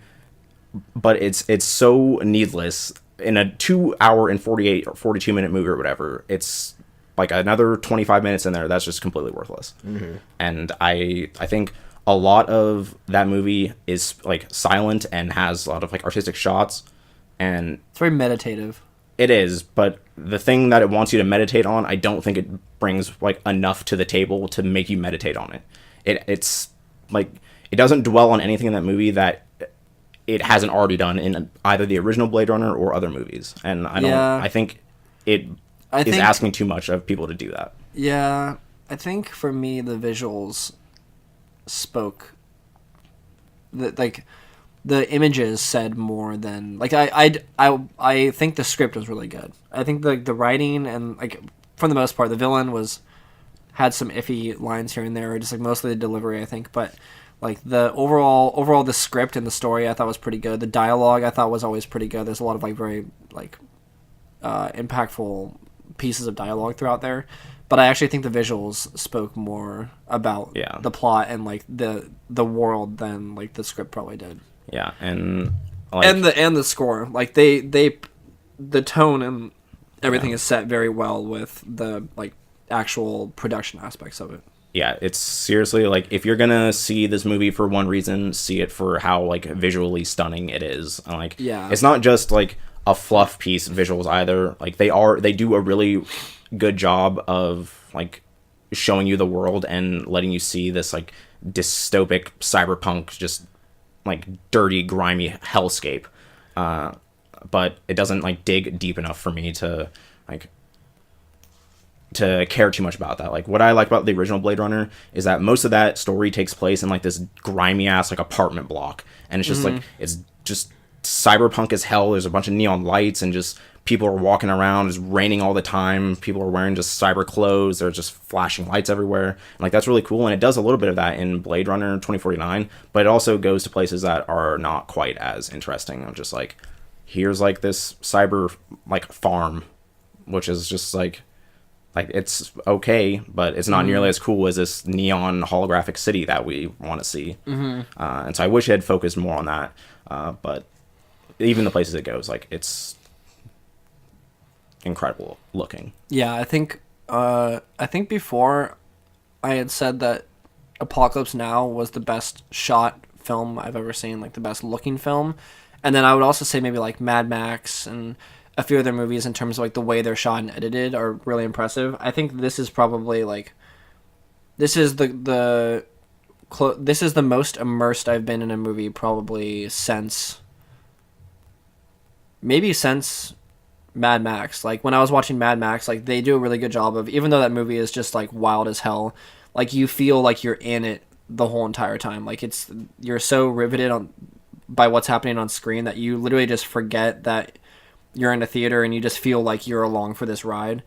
And when I was watching Blade Runner, like I was fully immersed in that movie. Like I turned off my phone, like I turned off my watch, which is dumb to say. But I'm so glad you don't do that for any other movie. I mean, Yeah, I do, but I mean, like, when I did that, and it was different. Like, I literally was completely, and it's a long movie. Like, it's just about 3 hours, all said and done. Like, you're gonna be in the theater for 3 hours. It flew by. Like, I did not feel like that movie was that long. Like, the second time, I was like,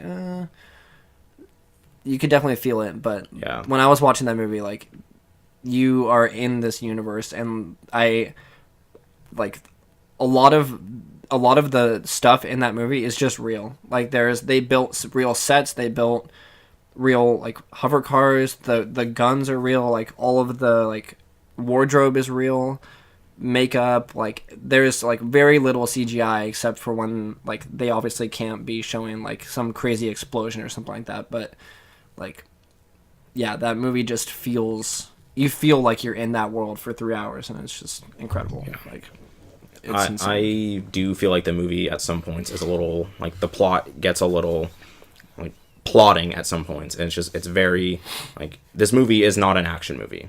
Like, and if someone tells you it's an action movie, they're wrong. Like this is a very like meditative, like slow, like universe building movie where you're just in it, and like there is some stuff in there, like some action, like some fighting sequences obviously, but even like the fighting in there is not like the fighting you would see in, you know, John Wick or like The Raid. Like it's art, like it's an art piece. This is a cyberpunk art film, if you will. I would say this is very much like a it's a visionary film. Like when you're watching this, you're taken along for a very specific journey, a very specific ride, and I feel like it's very carefully constructed.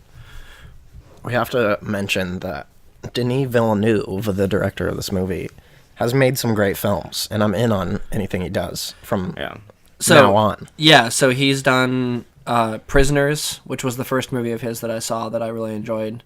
Sicario. Look at you. Which is quite... Super Mario. I would say Sicario... Cucumba. Sicario is really good.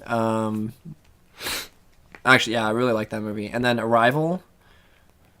One of the best sci-fi movies of my lifetime, probably, I would say. It's pretty easily probably one of the best modern sci-fi movies. Probably one of the... it's up there. It's very original. It's very well done. Like, that movie is great. And then, I don't know, man.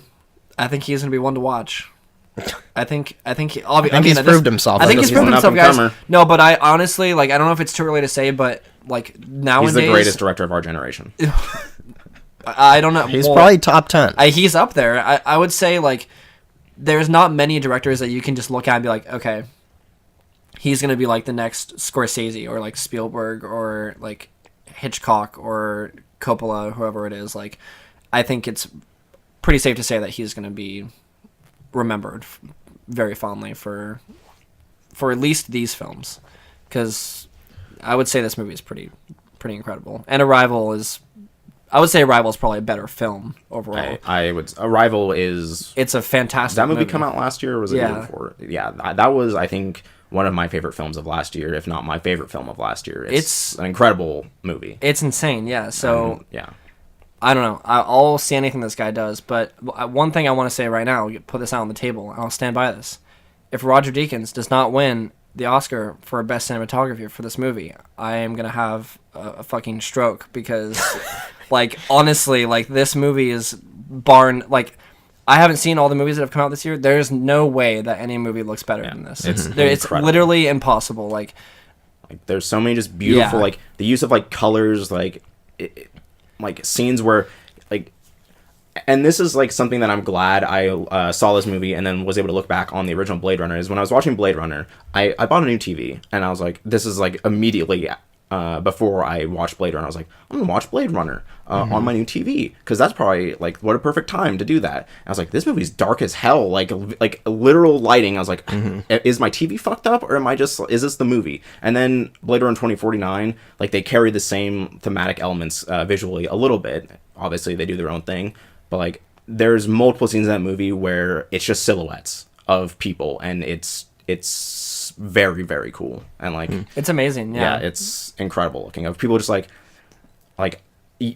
gold and like black backgrounds, and just like, or like blue, like just the lighting in it is just incredible. It's really amazing. It's also like, I mean, I could probably talk about this movie forever, honestly, but there's a lot of scenes where they, like, the scope of that movie when you're watching it, especially like, I saw it in Dolby Digital the first time, which it was very loud, but the colors were actually noticeably better.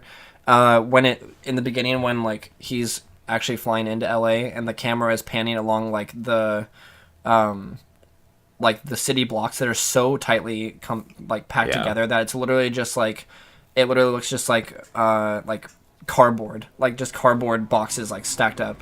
But then you see like the neon lights like flashing off the buildings and stuff, and like the music that they play is so cool because it's reminiscent of like tribal like drum kind of like it's not so much primal like music, but like you also have like the synth elements and like the high, like there's some Hans Zimmer like like shrieks and like hammer. It's not like music as this is not a soundtrack I'd listen to by itself, but in the movie it's so good at like pulling this feeling from you of just like, it builds tension and like fear in the movie using that sound, because like the sounds it makes are just like these like guttural, just terrifying noises. It's kind of like Thumper. Yeah, like it's not nearly as aggressive as that, but like that kind of feeling of dread and like like you're almost like not angry, but you're just kind of like agitated a little bit when you're listening to it. Like there's just something so cool about it. It's really cool. The visuals are.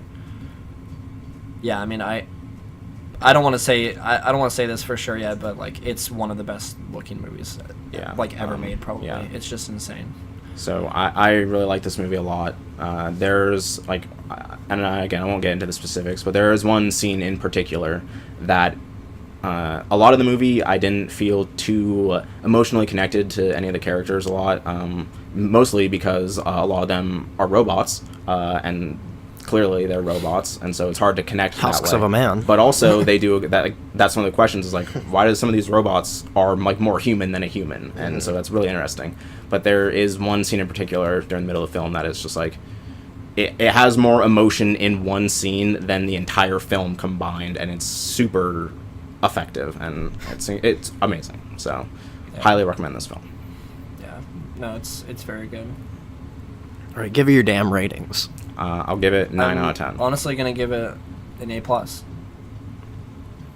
I'm not gonna challenge you. There are elements of it, like it's not it's a little contradictory. I don't think it's a perfect movie, but it does, and I think I said this about The Shining, like it's not a perfect movie. I have problems with some elements of it, but so much of it works together so well, and like the way that it made me feel, and like the like it's definitely really inspiring as like, I don't know if I'm gonna become like a film director or whatever, but it's definitely inspiring to watch this movie and know that something like this can be done. Because it's like, when you see this, even if you're not really a fan of the movie, like I don't think anyone will go into this movie and leave without some sense of awe or wonder, like after what they just saw on screen. If you could be deaf and watch this movie and you would just be like blown away by the things that are on the screen. So yeah, I feel like this movie it's up there with like Mad Max and Mad Max. Probably I would say Mad Max mainly just because of the way that like I felt when I was watching it.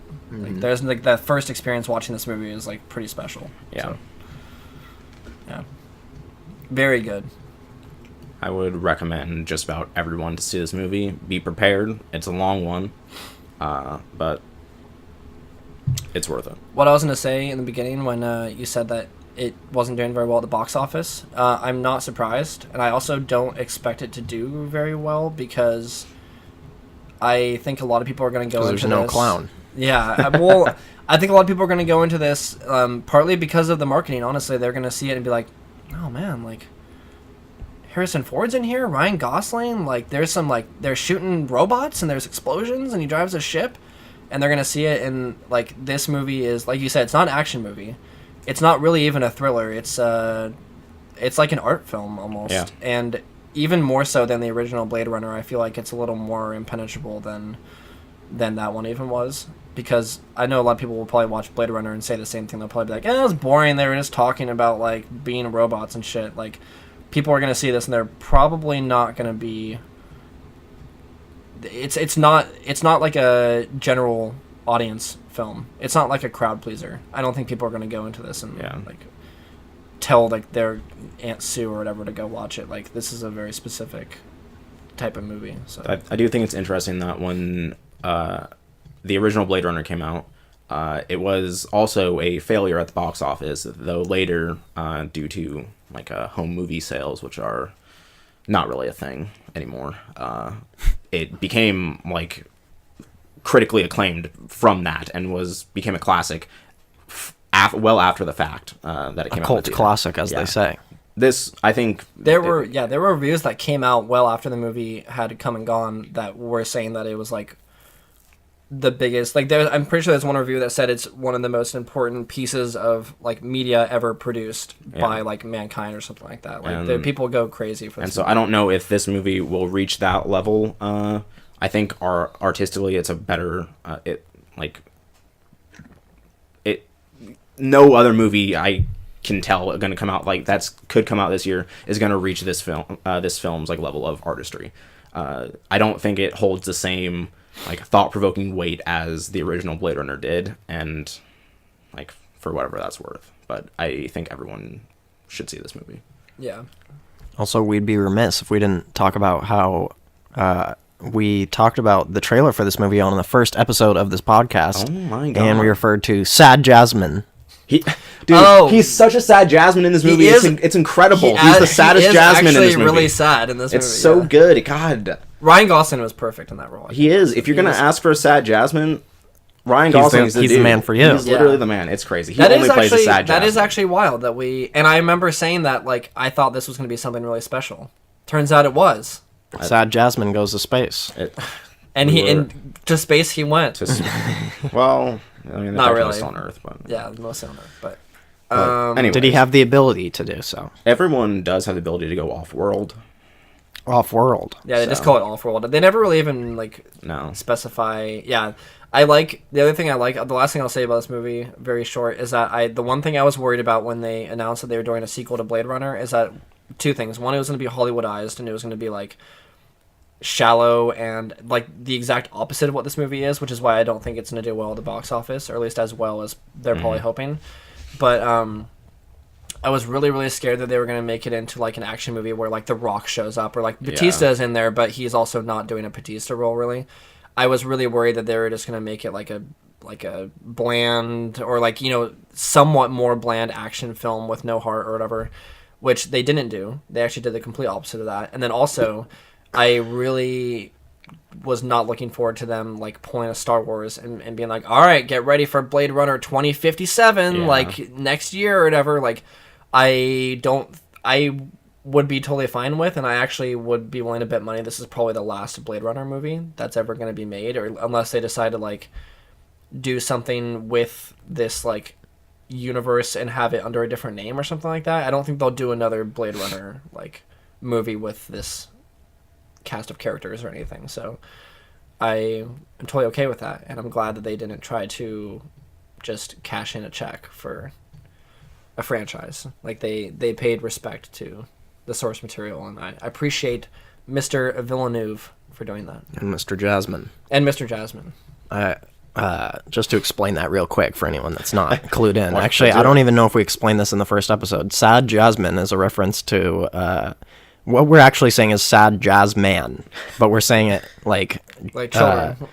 What do you call it? It's like a name. Yeah, what is a name that uses that? Like Chapman. Yeah. Mm-hmm. Sure. Yeah, like Chapman. You don't say Chapman. Mm-hmm. Yeah, so it's Sad Jasmine, and it like refers to John Goodman. It refers to his character in La La Land, which we referred to as a sad jazz man. Also, pretty decent movie. I rewatched La La Land the other night.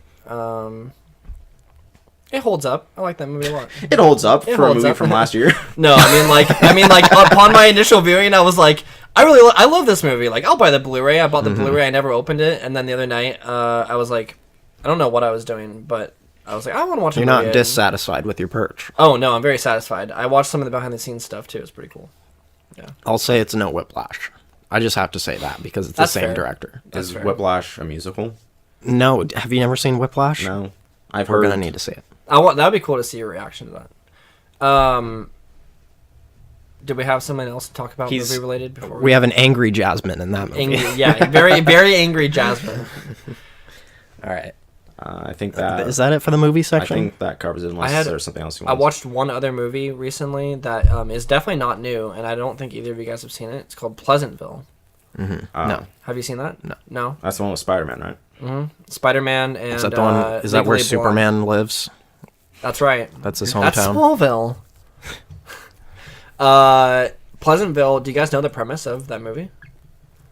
No. So, I mean, I guess I don't really need to talk about this ad nauseum, but it's a really good movie. It has Tobey Maguire and Drew Barrymore. Reese Witherspoon. That's what it is. And basically what it is Tobey Maguire is like the nerdy, like, he's pretty much Peter Parker. Like he's honestly like, he's like, I want to get with like this hot girl at school, but I'm just a nice guy with the heart of gold, and I'm a nerd and like social awkward or whatever.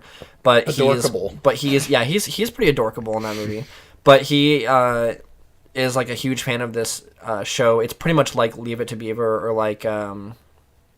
like the kind of stuff that they show on Fallout with like Tranquility Lane or whatever, where it's like, honey, I'm home, and it's like, oh, I baked your favorite like casserole or whatever, and it's super happy, like 1930s sitcom. It called Pleasantville, and in the beginning of the movie, he and Reese Witherspoon, who is like the slutty, ditzy, like rebellious, smokes cigarettes at school girl who like doesn't give a shit about school and only cares about like being with a popular guy and all that kind of stuff. They get into an argument, and they have a TV remote that they break. And this is the weekend that she's supposed to have like a jock over, and they're going to have like this crazy date. And then he is supposed to be doing this Pleasantville marathon where like he's like so nerdy. He's going to watch like a whole weekend of Pleasantville. He knows all the trivia and like all the people in the show, and he's trying to win like a grand prize or something. And so like they break the TV remote, and some random TV repairman shows up, like who looks like he's out of like the 1930s, and he's like, oh, I heard your TV's broken, and he gives them a magical TV remote that when they use it, they get sucked into Pleasantville, and they become members of this world where like, this is not anything that I expected from this movie at all. Like, I remember seeing some like trailers for this movie when it came out a while ago. I was like, dude, okay. Honestly, I don't think they showed any of that. Honestly, this movie is really, really good because in the movie, like, there's a lot of weird things that happen, like, because it's a TV show, right? So, like, they'll say at one part they're in school and she's like, oh, where, like, they talk about, like, geography. It's geography class, and they're like, all right, so at the end of Main Street, like, there's the soda parlor or whatever, and then the little diagram they show just shows that if you leave Main Street, you just go back to the beginning of Main Street. And she's like, okay, what's outside of Pleasantville? And then they all just look at her and they're like, what?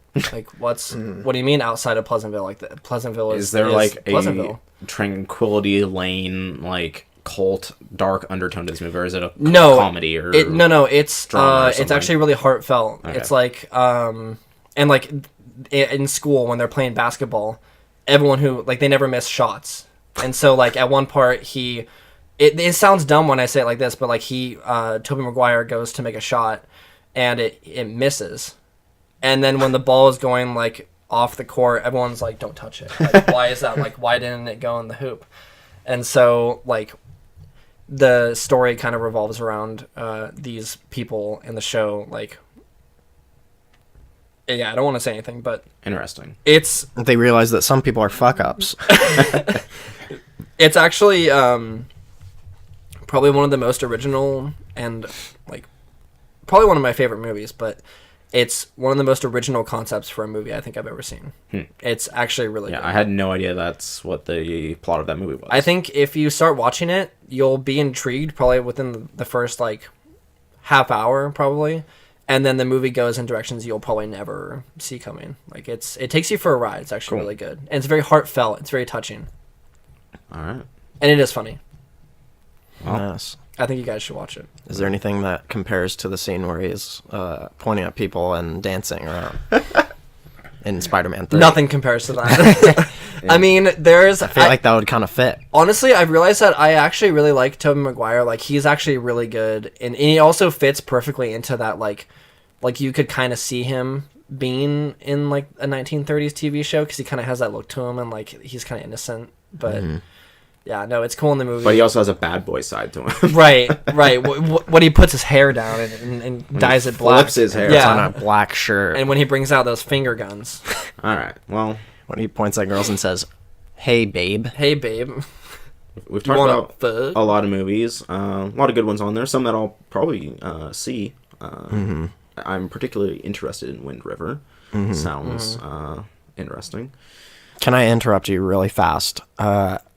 No. There's almost no way that we can accurately talk about all the video games in the remaining time. So what I'm suggesting is that we do a split here and we do basically a part 2 that it's only video games.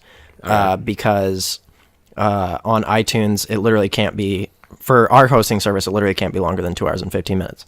So we don't really have to do much. We should probably just give like some plugs and stuff and then like do a mock ending and then restart for the video game podcast. What do you guys think about that? I'm in. I'm actually good with that. Yeah, because there's a lot of video game stuff to talk about. It's true. We've had a month, and a month in video game land is a lifetime. That's true. Guys, look, we've been gone for a month. I think we gave you a jam-packed episode of what I would say is thought-provoking and interesting movie discussion. But then we have a lot to say about games too, and this is a supersized episode to bring you back into the world of Not So Two-parter Subtle. for the opener for season 2 of Not So Subtle. For season 2, what are we gonna do? Like a what episode is this? 17, I think. So is it gonna make 17A and 17B? Or like part 1, part 2. Part 2. Okay, yeah, whatever. Either way. All right. Should we just? If anyone complains about more content, see me in the yard. We're giving you a whole bunch of content. Yeah, for the all drought. the content. If you guys only are sticking around for this part, you can follow us at several different social medias, which will be told by Jordan because he's the host, okay? Yeah, I remember all of them. Twitter, Instagram, it's it's not so subtle. You got guys, real close. I have it. I got it.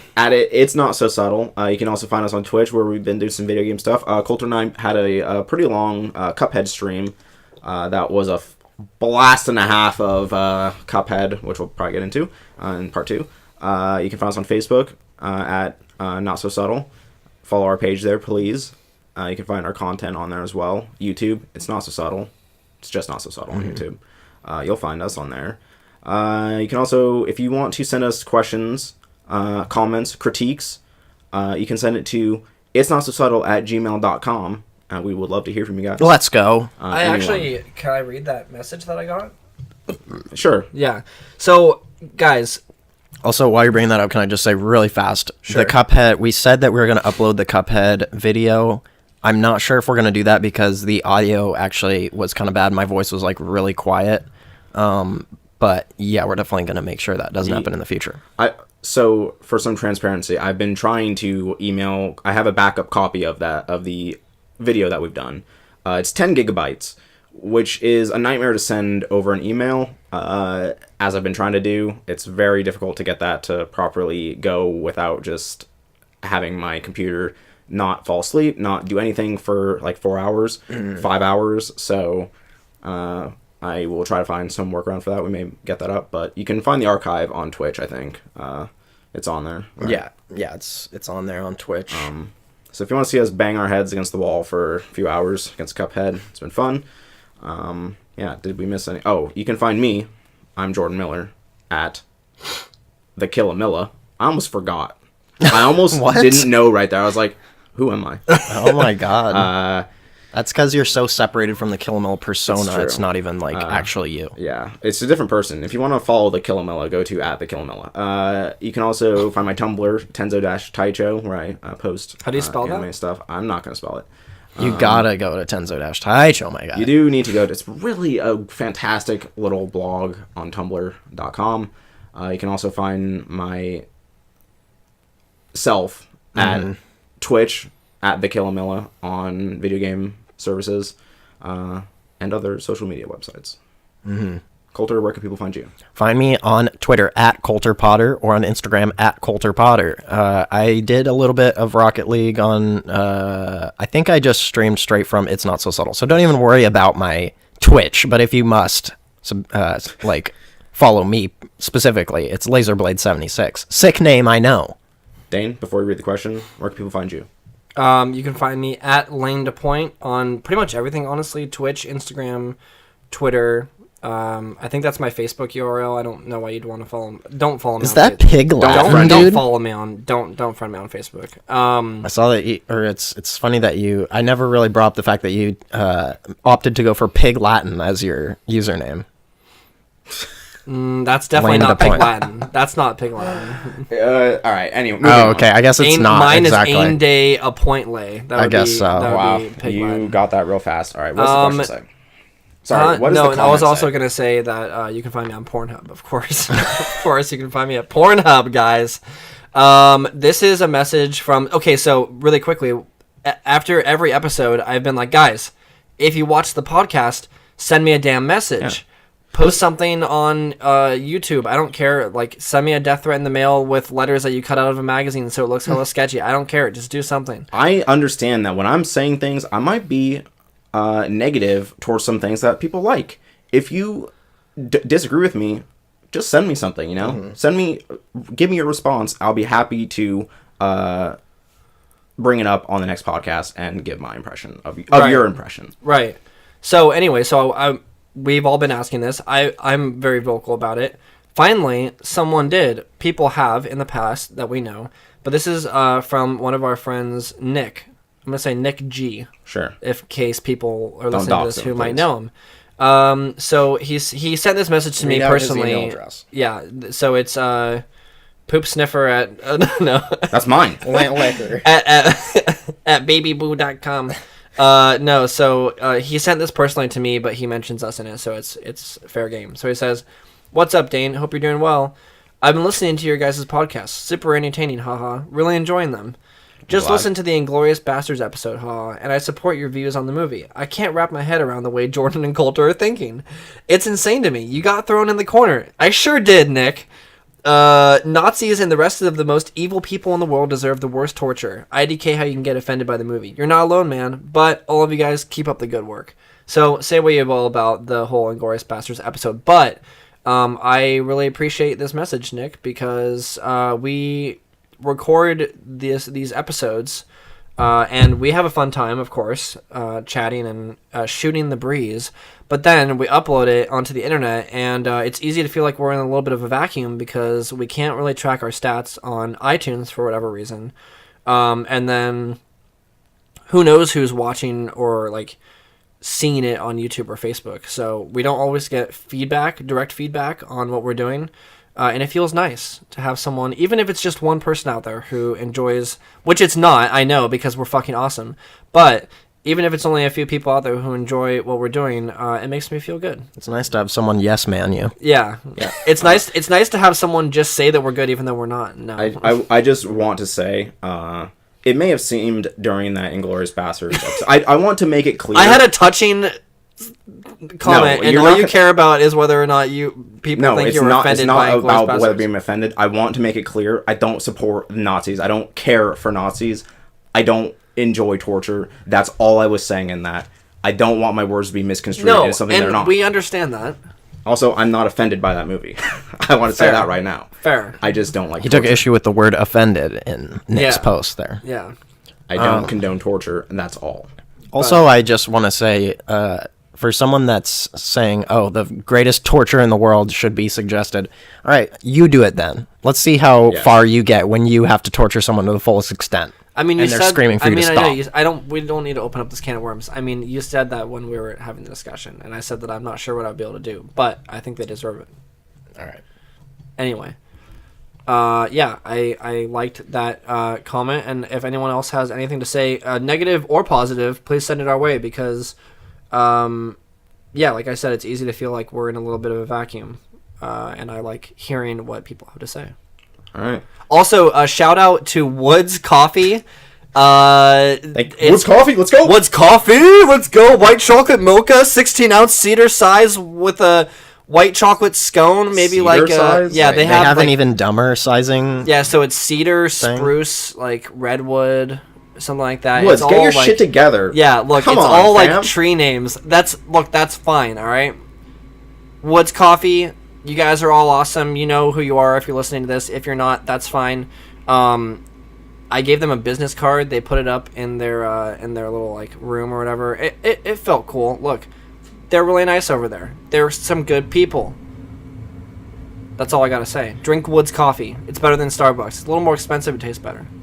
All right. It's not burnt. It doesn't taste like dick.